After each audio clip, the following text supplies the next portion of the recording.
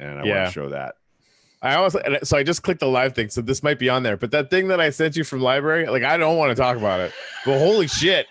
You know, there's more like that played through, now there's I don't want to know. A honey facial massage going on. No. I love you, man. I'm telling you, like that's so like, yeah, something, and like it's in stereo, and it's yep. Oh, hey, we are on live. Hey, I want to thank literally everyone. We just hit 150 subscribers, which for us is super awesome. Of course, we're trying to get to 1,000, but 150 is a big deal. So thank you, especially to everybody who's been sharing these out. If you wanted to copy the video URL and share it out to Facebook and Twitter right now, we wouldn't be mad. I think there's actually the little arrowy share button you can press as well. You can, and it'll let you share it direct to Facebook. Yeah. So, that's nice of you to do. We've only got good news this morning.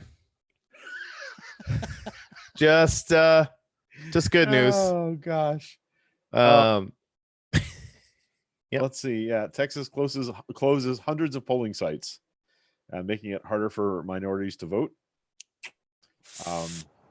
They've closed 750 polling sites statewide since 2012. Well, yeah. Okay, so not like just recently. I mean, not that makes it better, because it doesn't. Oh, this is not related to anything. Just closing. Let's how can we win? Let's get more Republicans to join the party. No, let's just make it impossible for other people to vote. That seems like a better plan, doesn't it? Doesn't that seem like that's how America should work, isn't it? Good Lord. Good morning, Sherry. Good morning, Jareen. Good morning, Donna. Good morning, Donna. She's right there, so I can do that. Nice to see all of you with us this morning. We would love it if you would like and share. Oh, a couple of people did. That's awesome. Thank you very much. Yeah, 150 followers. Yeah, subscribers. That's pretty good. That's 15% of the way to there. So yeah, we're moving up. And and honestly, it's not exponential like some things currently in the news. But it is a good geometric progression. So I'm feeling pretty good about that. Right. And it really is all because the fam that we have, I don't even want to say fans, the fam that we have are super engaged, super awesome. Share the stuff out, do whatever it takes to click the like button. And we're really grateful. Speaking of which, I should probably share this out while I'm at it. Yeah, that'd be good. Yeah. So I did not share it to the So Local page. I shared it to my personal feed. I'll do it. Yeah, I'm on That'd it. Be cool. Cool. So I'm just gonna get this out of the way now. Yeah. Other than that, Mrs. Lincoln, how is the show? Well, just because I'm gonna end up having to say that 20 times today, so I might as well I said it. Now it's done. We can move on. I can't decide if I feel. I can't decide how I feel about this, but I woke up this morning enthusiastic to start seeing how Pete Buttigieg's supporters shake out. Like what does his withdrawal from the race mean to the wider race? And like the discussions that I'm reading are pretty good. Like I'm feeling pretty good about, people are now considering they're not I'm just not voting. I'm not hearing any of that this morning. If Pete's not in, I'm not voting. Well, that he was they were all Democrats. Yeah, I understand, but you know what? There are other candidates that when they drop or have dropped, are and have gone there, and I'm really proud of Pete's supporters to recognize that they're important in this moment. Even if you voted in the Florida primary for Pete and sent your ballot a couple of weeks ago, and I know a couple of people that did that, even though we advised them that their primary vote has value, don't send it until as close as you can to our primary day, because people will fundraise on the results of the Florida primary, and that could be important to other candidates. You know what? The Pete supporters that I've been seeing posts this morning are being thoughtful about where their support should go next. And thoughtful is good. Thoughtful is how we win. Thoughtful is the best way to look at these things. So, that's pretty good stuff. Yeah. Good morning, Casey Marion. Nice to see you this morning. Dave Myers says, I woke up this morning thinking there was an evil demon sugar glider in bed with me. We had very different mornings. What?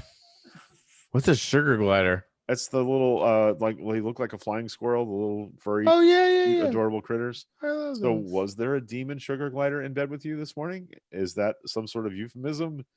Is that a pet name for your girlfriend? I don't understand Daniel. what is happening. I mean there. that. Okay. All right. How's my little evil demon sugar glider this morning? Would you like some coffee, darling? What's going on there? What is happening? I love Dave Myers. Yeah, I knew I needed to hang on till Tuesday. Yeah, like I'm thinking now that I may just drop my ballot off at the supervisor of elections office to wait as long as possible, because not only tomorrow, but it may take the campaigns a couple of days, Wednesday, Thursday, Friday, maybe, to start thinking, about whether it's time to drop out of the race or not. And I want to hold my vote as long as I possibly can. In Florida, if you are a vote by mail voter, you can also take your vote by mail ballot to your ballot location, your voting location on election day, and trade it and vote in person. So you can also wait until Tuesday, so a week from Tuesday, the Florida primary. But ask yourself, are you actually gonna? Right? If you're likely to be a person that goes to your polling location, great. If you think that you might get sidetracked, or your car might not start, or the weather might be terrible, you need to be thinking about getting it there before getting it to the supervisor of elections office beforehand. It must be received by election day. It's not, the postmark doesn't help. It has to be in the supervisor of elections office by primary day, which is a week from Tuesday for us here in Florida. So that's important to consider. Back to you, Corey. What do you have a weird look on your face? China's burning the bodies and they just banned funerals.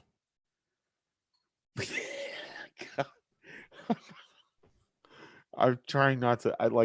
I know. We spent 5 minutes this morning agonizing over being seen as alarmist, but there's some stuff to be alarmed about. So I'm maybe not alarmed, but yeah, I mean, you had the best thing to say about what we should all be doing right now. Yeah, wash your fucking hands. Yeah, if you're in a room with 100 people, yeah, at least two of the people in that room are vulnerable, and so washing your hands and way more. Two of the people in that room are gonna die. Like, that's how we need to think about it. It's gonna be less than that, probably, because it's 2% of people that get sick. Right. But considering containment is absolutely off the table now. Yeah, public health officials are saying now that the strategy is not containment, it's mitigation. Right. So 30 to I think the UK, the National Health Service guy said expect 80% of the people in the UK to get sick. 80%. Yeah. Right. So that's and of course, Trump's not saying anything like that at all, because he's just trying to save the stock market, which won't work. But this is a serious thing, right?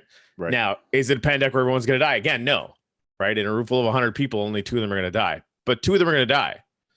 In the United States, if everyone got sick, or even 80% of people got sick, that's worse than the Holocaust in the United States, right? So I think the thing that I'm thinking about the most, I actually had a conversation with my mom this morning about maybe going home early, because having free healthcare is going to create herd immunity in a way that the United States just doesn't understand or care about. Right. And she's living with Kyle's kids, and they're little vectors, right? They're probably going to be okay. Right. But they're petri dishes. South Korea has drive-through testing locations. Right. They're literally testing people in their cars, like 10,000 an hour across South Korea. That's phenomenal response. I'm disappointed. Like, now we're going to find out why healthcare for profit, what the real cost of it is. It's right. It's going to be a problem. So some of the stuff that, again, asking or talking to my mom about maybe going home early, because eventually they're going to close the borders completely. Eventually Canada's probably going to have automatic quarantine for travel. Right. She'd probably get quarantined there, but that's not going to be fun. The biggest worries when I was talking to my mom about it this morning is this is a kind of a wet dream for Trump once he realizes that he can declare martial law and postpone the election. Yeah. Right. And people are going to be, that's state by state, right? The states make that decision. You just call it null and void. You don't think he could make a federal decree? The states can ignore him. Right. But states make their own election laws and rules. Right. If half the states, have the election and the other half don't, it's still not a good day. Yeah. right? And again, like we're far away from that now, but looking at these numbers, all the numbers on the number of infected and number of dead are all 2 weeks old, right? Because of the 2-week incubation period. So this is going to get significant, and people are going to be freaked out, and the people freaking out and the markets potentially crashing. Supply chains are going to start to go in the United States. So like and again, this is where, you know, I was talking to Michelle about this last night, and I felt like, okay, like there is a possibility that I'm overplaying this, but I keep looking for data that I'm wrong about this, and I'm not, right? I'm not finding it. Right. So we're buying an extra month worth of food, right? Because for all we know, the stores are going to go empty and nobody's going to refill the shelves. Now, do I think that's super likely? No. But is it likely enough that we should do it? Yeah. Right. I would think that that protein, that stocking up on protein now is a good idea, because there was a dog that tested positive for coronavirus in China. Yeah, I haven't seen that. Dave, you're absolutely wrong. 2 of them are going to die if they're predisposed and have already existing issues, old people and children. Contact is employment. The flu is way more dangerous. That is not a fact. That is actually 20 times not a fact. Current numbers are stating that for the number of people that get infected with the flu compared to the number of people who die is 20 times less than this virus. It's 40,000 people die every year of the flu. That's a big number. Times that by 20 at the very least.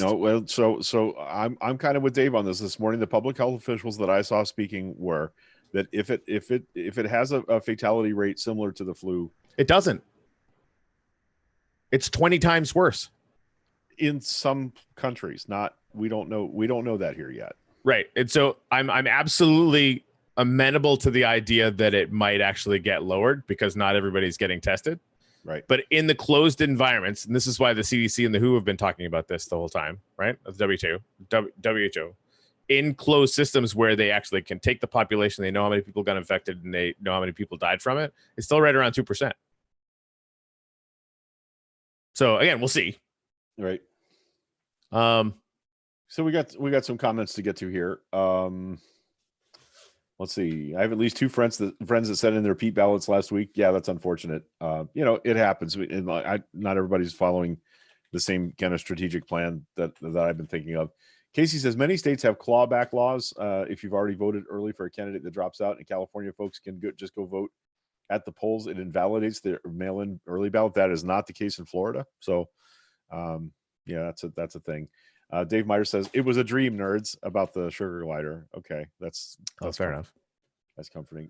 Similar situation in Michigan. Check your state laws. That's exactly the case. Dave says, remember goals and gratitude, Corey. Let's look at the good side of Buttigieg. The fact that an openly gay married man got this far in a presidential race is good news, and I'm grateful for that. That is absolutely true. And he's by no means done on the national stage. I mean, This is his first attempt at a national office, and look how well it went. So I think Pete's in the conversation for 2024. Here's the thing. Biden has hinted that he would be a one-term president, that he wouldn't run for re-election at the end of 4 years. And if he names Pete as vice president, that makes Pete a pretty natural nominee for the 2024 presidential race. So there's some strategery to think about there. Good morning, Carrie. Nice to hear from you this morning. So back to voting. Florida isn't voting tomorrow. No, the election in Florida is next Tuesday. It's a week from tomorrow. Tomorrow is Super Tuesday. A lot of states are voting tomorrow. Florida is not one of them. So you got a little time there. And as far as I think I will fax in our ballots, I didn't know you could fax your ballot in. Is that only available to people that are international? I don't know the answer to that question, but that's interesting. I had to send mine back by hand, by mail when I lived in Canada. And it was a punch card ballot, so I had to make really sure I got all the hanging chads out of the little circles there. So okay, so we're having an argument about fatalities in flu and viruses. Yeah, he might have been citing globally, but in the States, it's 12 to 61,000 a year. Okay, so right around 40,000. Hey, good morning, Eugenia Debs. We saved our ballots for last night, dropping off 2 for Warren this evening. That's still that's where my heart is. But I don't want to vote until I see how this week shakes out. I'm still 100%. Warren is my top pick. And if I had to rank, if you guys don't mind saying, I'm happy to rattle off my preferred order candidate wise. I think right now where I live is Warren, then Bernie. Who else is in the race? Then I would have to say, Biden, Klobuchar, Bloomberg. That's the 5 that are left, right? That would be my ranked order for how I would like them to do. What? Sorry, what was that again? My order for candidate preference right now is Warren. Sanders, Biden, Klobuchar as a dead heat, and then Bloomberg. Fair enough. So we'll see who drops and how that modifies it. If Warren drops, I actually see myself voting for Bernie in the primary, as I did in 2016, as Jimmy Carter did. We learned this week in 2016, Jimmy Carter voted for Bernie Sanders, not for Hillary Clinton, which I found interesting. And you asked me the question, did he say if he'd do it again? He did not say, but he invited Bernie to speak at a human rights conference yesterday at the Carter Center in Atlanta. So that seems like a pretty strong lean. None of the other, candidates were invited to that. That was a couple of days ago. I was disappointed that Bernie wasn't at the Pettus Bridge, to commemorate the Selma March with John Lewis yesterday. You know who was and who was in the picture prominently was Stacey Abrams, Elizabeth Warren. That got my attention for sure. Yep.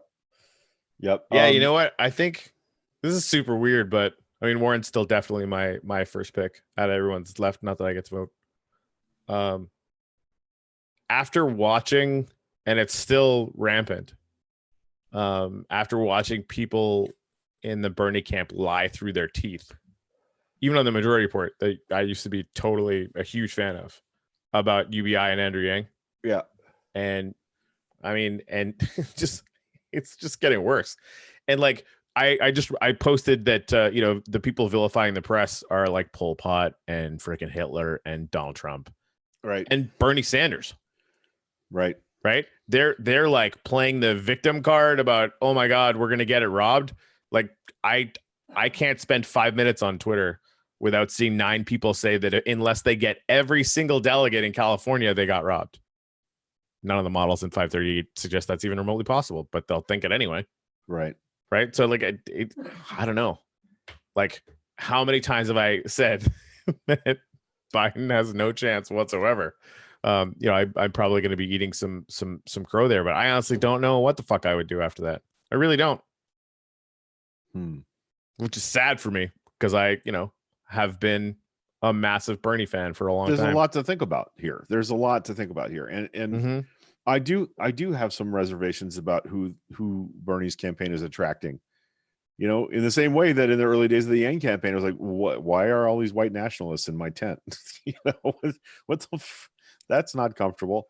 And I don't want to compare Bernie supporters to white nationalists. That really isn't fair. But there's some venom there and some anger, and I'm done dealing with people that are going to go off in a huff and stay home if their guy is not the guy.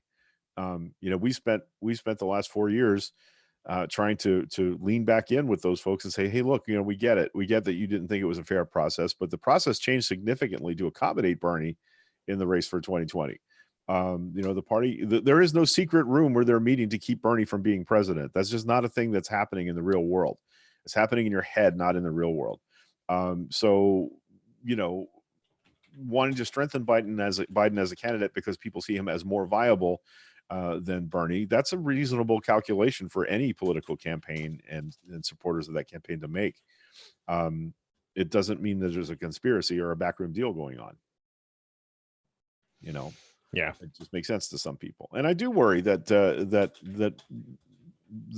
if Bernie is the nominee, the more ugly side of his supporters are going to be emboldened to be more ugly towards other Democrats, and they've been nasty to Pete and to Elizabeth Warren. I used to see I wanted to contrast today, and again, Bernie's pretty good about this stuff, but even there was a Majority Report contributor who was saying this morning that, oh, cool, we stopped the CIA plot to get fucking Pete elected. And they're not kidding. Come on. It's crazy. Wait, they're saying what? They seriously are suggesting that Pete was a CIA plant. on the Majority Report. The same people that started, lying about UBI, saying that it was a Trojan horse for capitalism. Right. I mean, I don't want to be part of that party. Yep. Elizabeth makes a good point here. Eugenia Debs, that's Elizabeth Wood. I hear the hardest Bernie or bust and never Bernie sentiments from white men. That's true. We are the vector for that bullshit. So that's why we feel like it's our responsibility to speak up on it. Yeah. Casey said need to vet him. I mean, I keep hearing Rio is saying this too. Like, oh, when they release all the vetted stuff against Bernie Sanders, they don't have it. If they had it, you don't think they would have released it by now? No, they're waiting till after Super Tuesday. Maybe. Why? Why would Republicans wait? No, not Republicans. Oh. If Republicans have it, it's not like Democrats don't have it. Right. I think there's so many, I think, extremely valid ways that you can criticize Bernie Sanders and how this campaign is happening. The idea that there's a secret trove of, Oppo research, I don't buy it. Mm-hmm. Like, why wouldn't they have used it last time? And with all the centrists in the camp right now, like if they had it, they'd release it.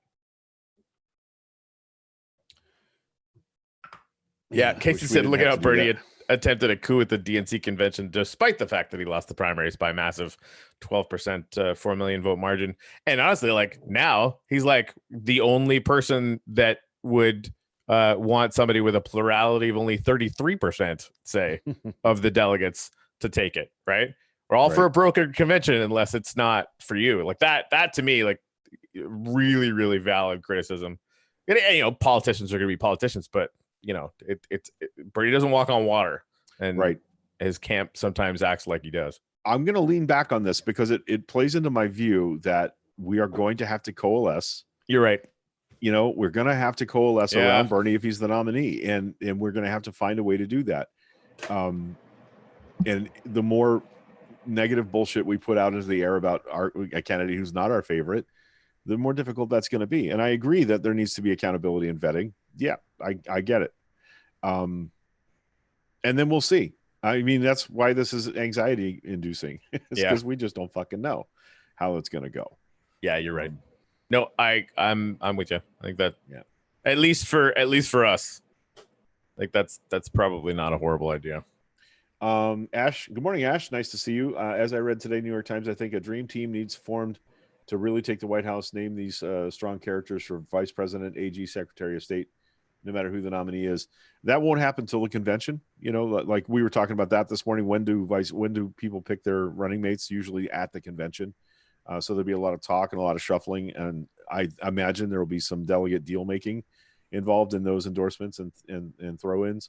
So, that's July. That's mid-July. So we got a lot of time to stew on it before we get to kind of a decision point. I don't think there's any advantage in naming a VP pick early. I think that anybody that does that is afraid of what might happen, and that's why they're picking early.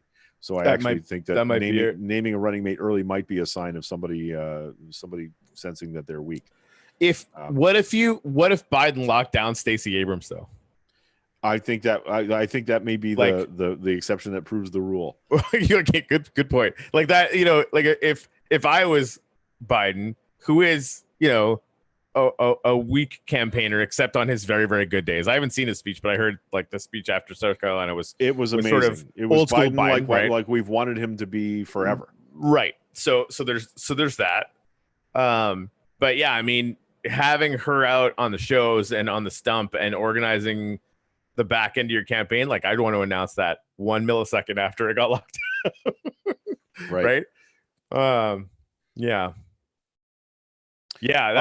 That would make my hypothetical choice really easily, I think. Right. And it might for a lot of other people too. Yeah, she's going to bring a whole lot of progressive African Americans with her. Right. And if that's if Bernie is building an amazing amount of Hispanic community support, it would be a really natural fit to really solidify African American support for Joe Biden. Also, there's that other weird flyer that he may only be by choice a one-term president.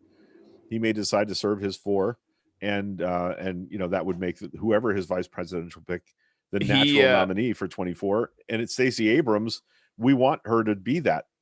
So yeah, right. it would definitely Well, it won't change my calculus on my primary vote, but I mean I'm 1,000% excited about the idea of Stacey Abrams having a path to the White House in the next 8 years. And the best, surest way for that to happen is if she's picked as Biden's running mate. Indeed. Yeah, he actually told Yang that he was only going to do one term. Yeah, he said it, and I like it's not something he says every day on the stump, because that's not something you can do. So, yes, Liz, if Abrams has a skeleton in her closet, I'll eat a hat with gravy and pepper. Yep, same thing. I can't imagine what you might say about her. I really, that would derail any kind of. She's just so awesome. Again, I know I've said this before, but if you haven't listened to her interview on Chris Hayes' Why Is This Happening podcast, just turn this off and go to it. It's pretty amazing. It's really good.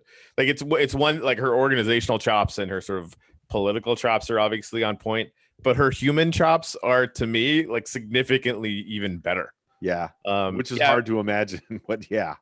Maria, it's just that, if Abrams accepts, I'm pretty sure that she would. Well, they had conversations early, before any voting took place. Stacey had met with Joe Biden several times. There's I also hear Kamala Harris would be a good pick for Biden. Not as good as Stacey Abrams would be. Agreed. I think Stacey Abrams would be anybody's surefire running mate.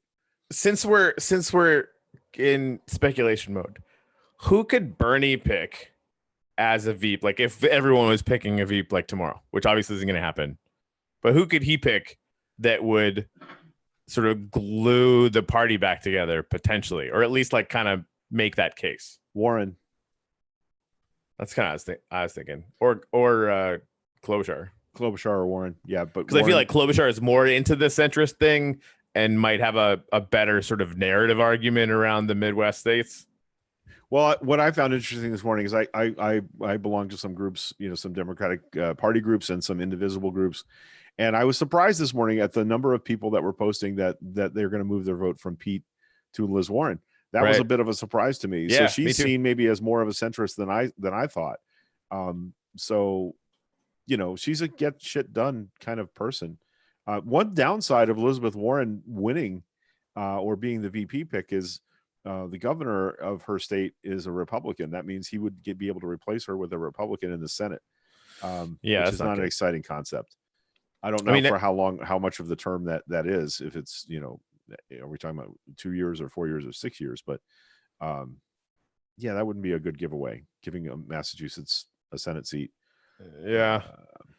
Casey said Bernie would go with Warren or Tulsi. If Bernie was dumb enough to go for Tulsi Gabbard, he's dead to me if he does that. Like, I mean, I would do it. I will vote for a Bernie Tulsi ticket, but I'll be fucking mad about it.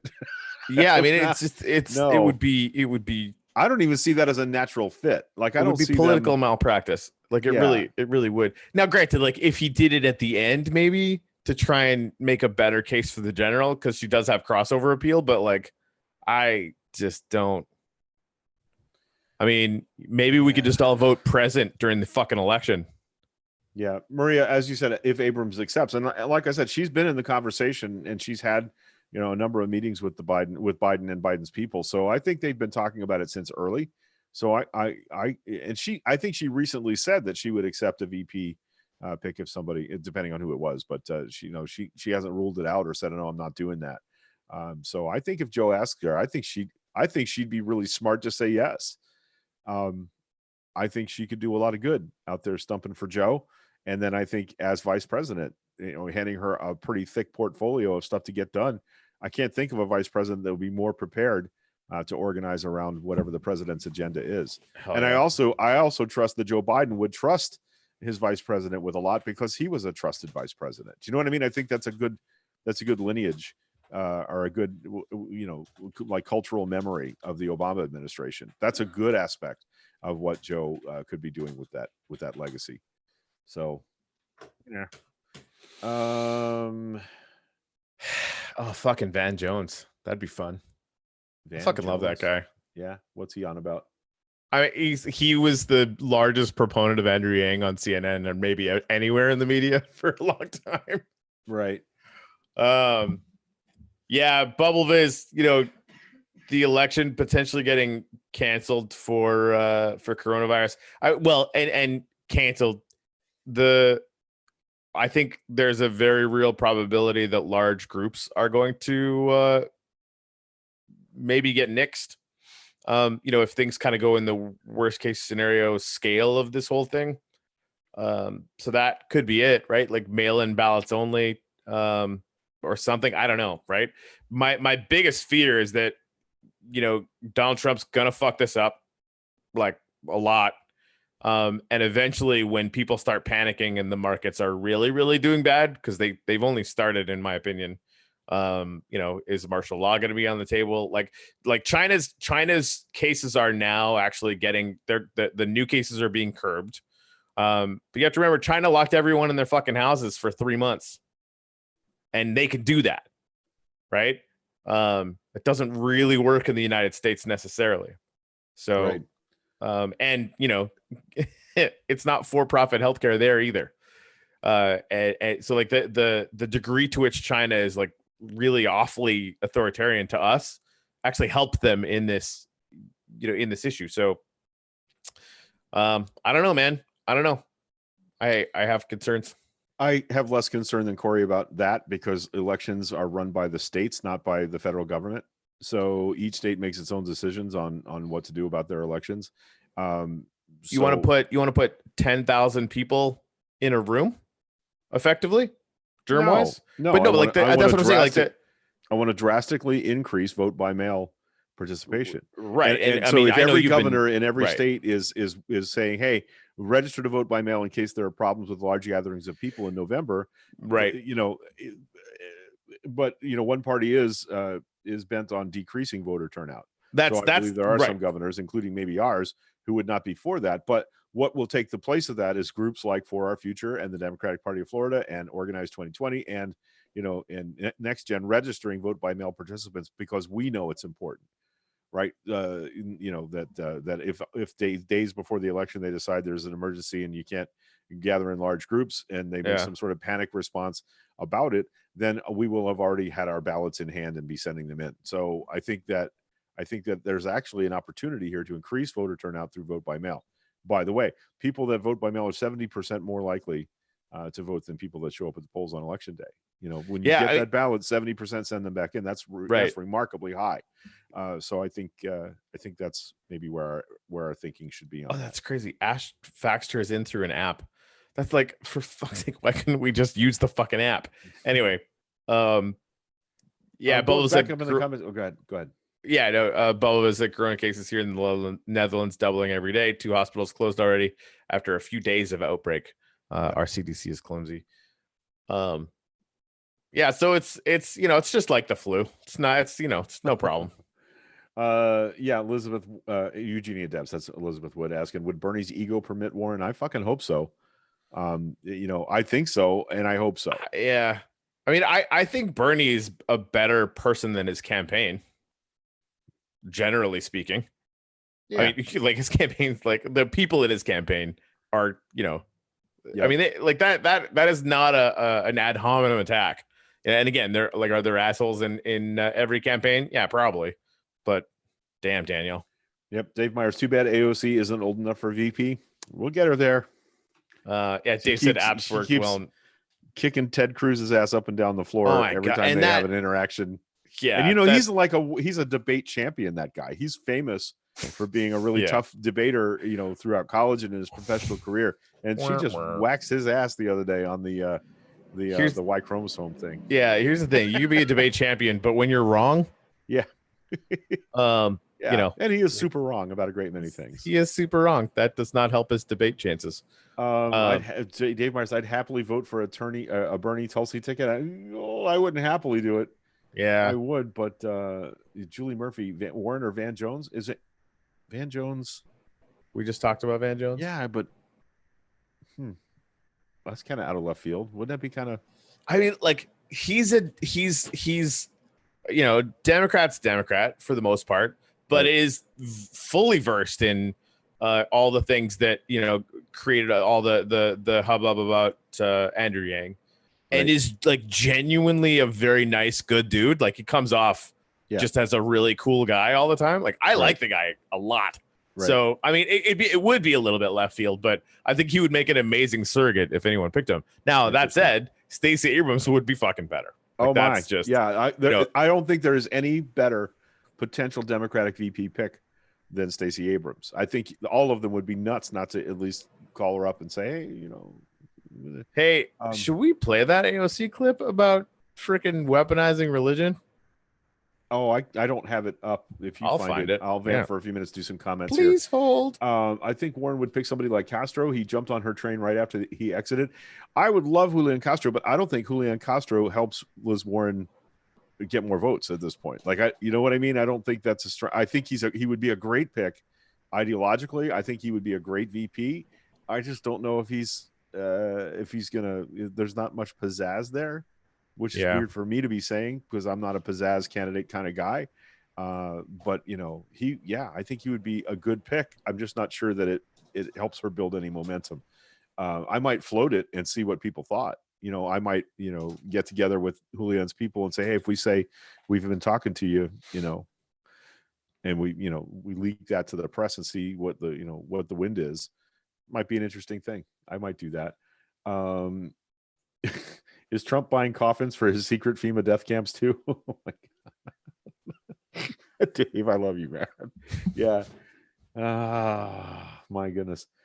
Casey says there will be a lot of folks that absolutely will not vote Bernie and absolutely not if it's VP Tulsi. Well, fuck those people. I'm sorry, but we did this before. We did this, the folding your arms across your chest and staying home shit before, and we got a potential dictator. Yeah. An anti-humanist, belligerent, stupid dictator. That's what that got us last time, and I'm not about those people, and I will tell them that when I see them. 100%. There's no universe in which Bernie Sanders is worse than Donald Trump. Nope. Zero potential for that to be even remotely the case. And again, and I told Rio this because he keeps trying to say he's never Trump, never Bernie. I said, you're not fucking never Trump.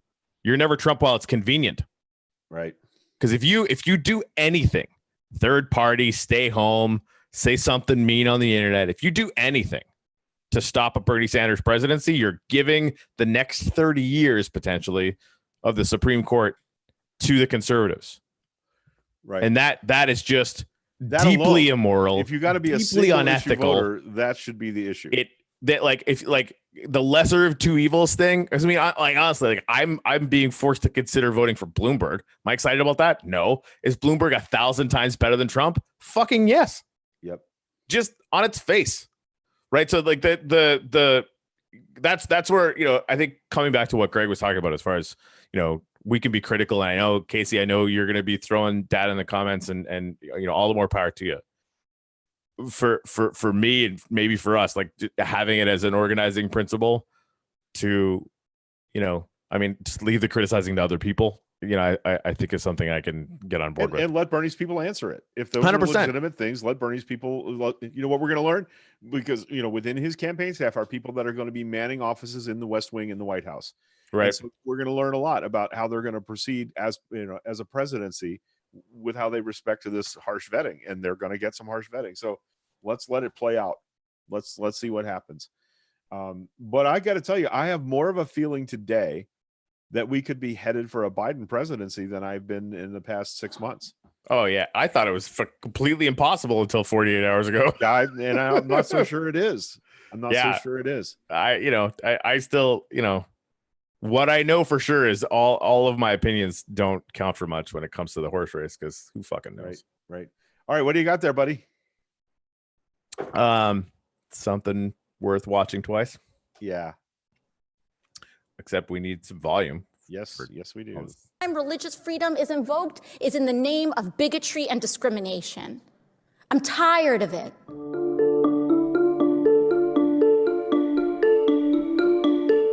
I'm experiencing this hearing, and I'm struggling whether I respond or launch into this question as a legislator or from the perspective of a woman of faith. Because I cannot, it's very difficult to sit here and listen to arguments in the long history of this country of using scripture and weaponizing and abusing scripture to justify bigotry. White supremacists have done it. Those who justified slavery did it. Those who fought against integration did it. And we're seeing it today. And sometimes, especially in this body, I feel as though if Christ himself walked through these doors and said what he said thousands of years ago, that we should love our neighbor and our enemy, that we should welcome the stranger, fight for the least of us, that it is easier for a rich man, it's easier for a camel to go through the eye of a needle than for a rich man to get into a kingdom of heaven, he would be maligned as a radical and rejected from these doors. And I know, and it is part of my faith, that all people are holy and all people are sacred unconditionally. And that is what makes faith sometimes, that's what prompts us to transform, because it is unconditional. It's not about that it is up to us to love parts of people. We love all people. There is nothing holy about rejecting medical care of people, no matter who they are on the grounds of what their identity is. There is nothing holy about turning someone away from a hospital. There's nothing holy about rejecting a child from a family. There's nothing holy about writing discrimination into the law. And I am tired of communities of faith being weaponized and being mischaracterized, because the only time religious freedom is invoked is in the name of bigotry and discrimination. I'm tired of it. My faith commands me to treat Mr. Minton as holy because he is sacred, because his life is sacred, because you are not to be denied anything that I am entitled to, that we are equal in the eyes of the law, and we are equal in my faith in the eyes of the world. And so I just have to get that out ahead of time, because it is deeply disturbing. Not just what is happening here, but what this administration is advancing is the idea that religion and faith is about exclusion. It is not up to us. It is not up to us to deny medical care. It is up to us to feed the hungry, to clothe the poor, to protect children, and to love all people as ourselves. I just love her so much. I cannot wait until she's old enough to run for president. I just cannot wait. I'm really, really proud. Oh, we've been on her for, we've been on that bus for a while with her, and I think she's extraordinary. Yeah, can't even imagine, what 7 or 8 more years of serving it will bring her in maturity of message. She's going to be extraordinary and striking, especially when she backs UBI. Yep, 2028. She's eligible. Is that right? I don't remember. Man. I thought she was actually pretty close, but we were thinking 2028 just because there'd be a Democrat for 8 years. Right. I would have to go look. I'm not sure, but definitely for 28, I'm pretty sure. Pretty powerful stuff. Yeah, I can get behind that all day. Yeah. Ash, her statements during congressional sessions are prolific and prophetic. They are a call to action. Really, she inspires me. She makes me want to go knock doors and work hard. Yeah. Maria says, this is why they hate her. My grandmother used to say in English translation, the truth does not sin, but it can be of great discomfort. Yup. That's that part of the Catholic faith that nobody thinks about, Maria, is that the socialist working poor part of the Catholic Church. Daniel Berrigan just passed away this week. He was an outspoken civil rights advocate and Catholic priest in a time when it was not a popular position to hold. And my mom's family, very much that part of the Catholic Church, my mom's daily activism to make our community better for kids and for trafficked human beings and for the homeless, is all about that level of service. The very first thing she did when we arrived in Africa was organize a sewing collective for local Native women so that they could sew quilt squares and sell them to have agency of their own. Because in that part of Africa, women did not have any money, did not have any way to affect their own lives in a positive way or decide what their children needed. They were fully dependent on their husbands, and giving them the ability to make 50 or 80 shillings a week to buy things they thought they needed or their children needed was life-changing. And that's the first thing my 24-year-old mom did, 26-year-old mom did when we got to Africa, was set it up so that she imported 4 treadle-operated Singer sewing machines so women could walk 12 miles to the church and sew quilt squares to have a little agency of their own. And I think that I'm not Catholic, much to my mom's chagrin these days, but that's an aspect of Catholicism that I think we forget sometimes, is the parish priests and nuns that work in the poorest communities and work for social justice. They have my heart. I love them very much. So there. She'll be 31 in October, so that means I think 35 is the minimum age for running for president. Is that correct? I believe so. Does that mean she could run in 24? Yeah. How about an Abrams AOC ticket? Jesus, Harold Christ. Woohoo, man. Good Lord. I would move to another state to work for that. Yeah. Yeah, that's pretty amazing. That's pretty amazing. Must be 35 to be POTUS or VP. Yeah. So if she's 31 in October, that's before the election. Yeah. So She'd be like 35. presumably like you have to be 35 before the election, or do you have to be 35 to sign up? It's interesting because Amber Mariano, our state legislator, ran before she turned the proper age to attain the office. So there's precedent for someone If to state run law when they're is too young. like the U.S. Yeah. Okay. Right. All right. I would love it if the case filing at the Supreme Court included Mariano as the example of why this young, fiery Democrat should be able to run. I would really think that was some sort of universal justice being meted out. Yeah. So, yeah, that's an interesting question. To be POTUS or VP, maybe not to run for POTUS or VP. In other words, as long as she's going to attain the age by election day, I don't see how they could forbid her from running or keep her from running. Man, as well as Mayor Pete did, with absolutely no national face, with absolutely no time in the national spotlight before he announced he was running for mayor. We all had to figure out how to pronounce, or for president, and we all had to figure out how to pronounce his name. Alexandra Ocasio-Cortez comes. Shit. Please hold. Holding. In my drawer of my desk, I have an AOC comic book. So I saw a new party. Who dis? Yeah, I have two. I actually have two of these, but shit. I'm just saying, like, that's how much public face she has now, and this came out a year and a half ago. Well, and she's been in Congress fucking that cool. place up. That's pretty cool, isn't it? And again, like a lot of the other ladies in the squad have been doing really well as well, and of course, like Katie Porter has been crushing. Yep. But that's like they're making news from congressional hearings in a way that, like, have you ever seen that at this scale before? Right? Not in a long time. Not like this, right? Yeah. Like that. It's certainly not with young female members of the House or Senate. I think even beyond that. Right, like they're going in and they're being better, in my humble opinion. Anyway, they're awesome. Huge fan.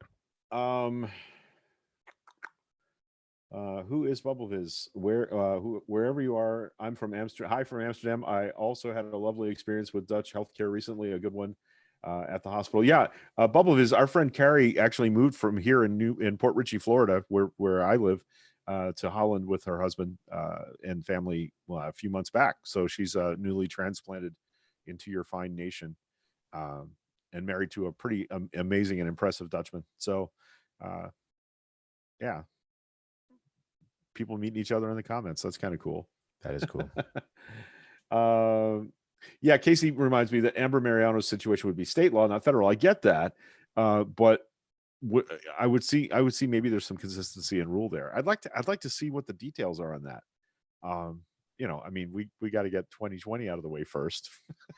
Make sure we don't burn our country to the ground this year before we start thinking about that. But I'm not going to stop thinking about that. Did you see the Dave Myers? Don't buy the AOC comics. Why? What's going on, Dave?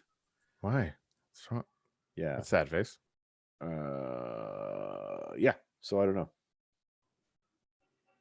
Egad. I can't wait for an answer on that. Is it published by somebody we shouldn't support? Is that what you're trying to tell us here? It's published by Devil's Due Comics. Right. Yeah, I don't know. I'm interested to hear what he has to say about that. Yeah. Yeah. I got one thing I want to play. It's 10:53. We've almost killed an hour here. I got one thing I have to play for us today. It is 10:53, and I think we all need to cry on the internet. Before you do, did you see churchgoers turning their back on Bloomberg? I did. In Selma? Oh, snap. Yeah. Yeah. I did see that. And I can't tell you I was disappointed. Yeah. At all. Part of his ad campaign right now is they want to put like a million new black families in houses, and I retweeted out. Is this like the red lining penance tour? Casey had a good comment on that. Yeah. Anyway, so what you have is much better than. All right, so make sure it's showing up on the screen before I hit the play button here. It is. There's a little bit of preamble from the anchor, and then John Lewis is going to speak to us. Make it happen. And then John Lewis is going to. How come I can't hit the play button? What is it? Here we go. 55 years ago, a few of God's children attempted to march from Brown Chapel AME Church across this bridge.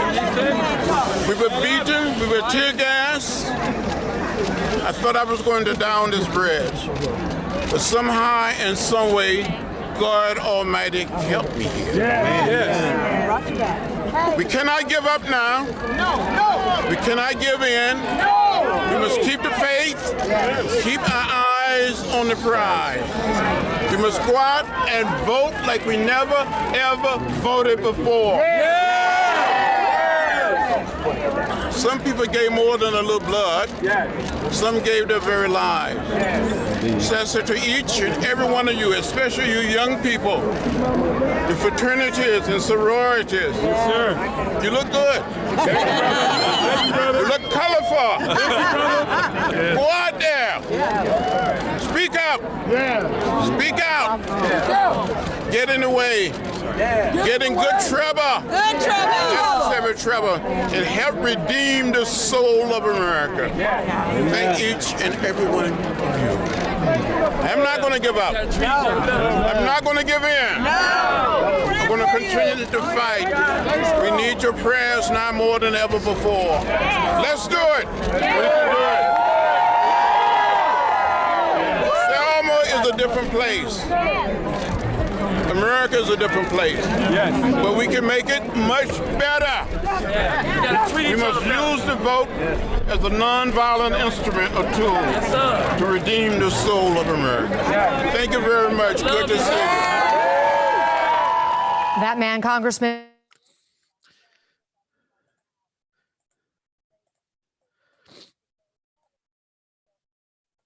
Sorry, I'm having trouble killing the tab here. It's still ringing in my ear here. Yeah, it's we don't hear anymore, so that's good.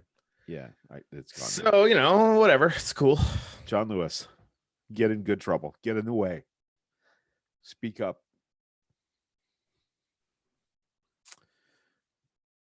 That's a man with stage 4 cancer. Doing more than we're doing today. Donna's now our cry track. Please give her a hug when we're done. I will. Well, shit. I think that's how we end the show right there. Yes, that is how we end the show. All right. We love you guys. Sasquatch is real. We're back Wednesday. Hey, listen, some local organizers you may have heard of: Daniel Indonino, Anthony Moltisanti, Anthony Davila, and myself and a few others. We may gather at Dan's house tomorrow night and do some live streaming. I will try to convince them to do live streaming on our Facebook page, where we start talking about the Super Tuesday results. If you've ever watched any combination of us, including Corey, do a live feed, it's bawdy and fun and hilarious and smart. And so we may go live tomorrow night and talk about our impressions of what's happening on the day, make plenty of off-color jokes, and yeah, it'll be fun. So that may happen tomorrow night. Yeah, John Lewis, Carrie. John Lewis is sick with cancer and still out there doing the hard work. But yeah, so tomorrow night we may do that, and of course Wednesday we're back on here on YouTube with our Coffee Live show at 10 o'clock. What else is going on this week, Corey? Sorry, I'm still I'm kind of a I know. I know I have tears running down my cheeks while I'm trying to talk here, but yeah, we just released the new Moving Forward podcast. We had Nerds for Yang on there. He is super awesome. And as anti-Trump as me, so you can hear me beat the shit out of Rio for not being never Trumper enough. Although it was still fairly productive. Yeah, I've got that library thing where we're backing up all of our YouTube things, YouTube videos. I'm actually interviewing the founder on Thursday, so that'll probably drop nice Friday. So that's going to be interesting. Had an awesome conversation with Kurt, who built Chirp. Right. That's actually on this channel. That I think is worth watching. We actually just chatted for the first time, for a couple hours. We'd never actually talked before. And we were talking about things we could do with Schipple and stuff like that. So that was kind of fun. What are the chances of us getting the library guy on here with us live to do a live stream? Not zero. I'll talk to him. Ask him. I've got a list of people I actually want to start, because I think Nerds for Yang needs to come on the show. We interviewed a guy named Aaron who's got his own show on YouTube that I want to bring on, who's a progressive, just to start doing some cross pollination, as it were. Nice. Yeah, and heads on swivels. As far as the virus thing is concerned, it is absolutely true that most people will be okay. Wash your hands. Yep, a lot. 20 seconds. Every time. Water, soap. Yeah, every time you come in the house, and honestly, not necessarily for you, but for some of these people that might be, Dave's being a fucking asshole, but a funny one, and that's why we love him. Yeah, exactly. Can confirm. If you're gonna be an asshole, be a funny one. 2% of Corey just died. Be a Larry David in the world. So I just dropped 6 pounds this week. I think that's actually pretty close to 2%. So 2% of me did kind of just die. So that's kind of fun. All right. A-hole. Yeah. Anyway. Yeah. There's two quick things I wanted to mention before we get out of here. Public Enemy, there was the big press release that Public Enemy was going to appear with Bernie Sanders at LA. Flava Flav served them with a cease and desist letter that he didn't endorse Bernie and the band didn't. It was just Chuck D. So this morning, Public Enemy fired Flava Flav. Damn, Daniel. This is the third time he's been fired from that band over the decades. So it's not, it's not a new thing, but I thought that was kind of weirdly hilarious that he spoke up and they fired him. Yep. Also, Hitchhiker's Guide to the Galaxy, the book, turns 42 today. Oh, that's life, universe, and everything. That's funny. Yeah. So I thought. So is this the day that some weird space-time continuum thing opens up and we can go back to a timeline that isn't fucking stupid? If I look out my window and see a whale falling out of the sky, hold your hands out for a petunia in a bowl. Petunia in a pot, right? I say this as a kid who actually has a Hitchhiker's Guide tattoo on her forearm. She's got the thumb, the hitchhiking thumb. Yeah, that's how you know you're doing all right. Yeah. You know the story about her and her boyfriend or her fiance, right? Yeah. When they met for their first date, he has the same tattoo on his other arm. Yeah, it's like they didn't even have a choice. Like that's right. Then she freaked out and she didn't talk to him for weeks because she thought he maybe saw her picture and went and got the tattoo. Yeah, a weirdo stocky dude, but it turns out he had it for years as well. So yeah. Dave said, just remember, kids, if 2% of the population dies, that means less traffic. # silver linings. I have been desperately trying not to use the term boomer plague for a week. I am going to hell. I know I'm going to hell. It's Dave Myers' fault. I'm just going to make that up out of thin air because he's been busting my balls all day. Maybe rents will come down. Oh, Oh man. oh, fucking hell. Oh yeah. So, Yeah. you know, Yeah. Bubble Viz reminds us, always bring your towel, you hoopy fruits. amen. Yeah. All right. So Sasquatch is real, and we got to get out of here. Love you. All right. Goodbye.